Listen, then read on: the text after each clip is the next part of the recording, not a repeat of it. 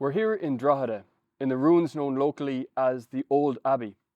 It's just a pile of crumbling stones now, but it was once a bustling hive not only of prayer, but also of medical care. It was a hospital.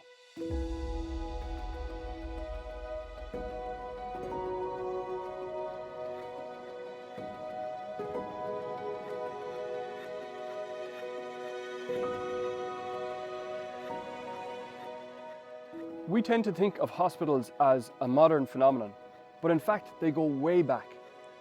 In the Middle Ages in Ireland, there were dozens of hospitals dotted around the country, maybe even hundreds. Now they weren't necessarily places of advanced medical care. Many of them were places where the homeless could find a place to stay, where lepers could be welcomed and so on.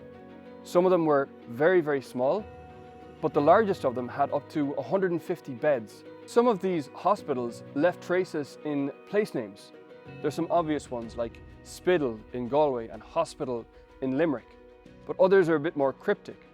Leopardstown in Dublin, for example, was once home to a leper hospital. In all of these places, the vulnerable were cared for as if they were Christ himself. Medieval Drogheda had at least 5 such hospitals, some of them being run by the Fratres Cruciferi, or the Crutched Friars. They ran this place. It was founded in the opening decades of the 13th century by a man named Ursus, and that's why this abbey was known as St. Mary's de Urso. But it wasn't just a personal project. The citizens of Drogheda were involved in running it. It was they who appointed the guardian of the hospital and could also remove him if necessary. To keep the hospital running, donors donated parts of their farms to the hospital, and the profits from these farms kept the guests here well fed and comfortable. The priests in the community would have offered the sacraments to the sick here: confession, the anointing of the sick, Holy Communion. And the friars and sisters who ran this place would have worshipped God by singing the Psalms, especially here in this very church.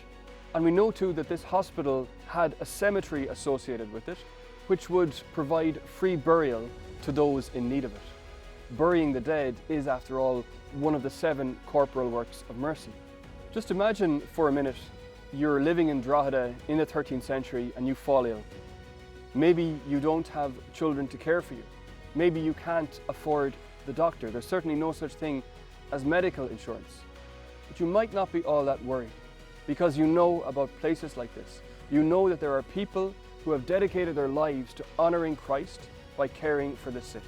These hospitals are right at the heart of Christian civilization, and it is a wonderful thing that the old stones of the Abbey of St. Mary's de Urso are standing still, a witness to centuries of loving care.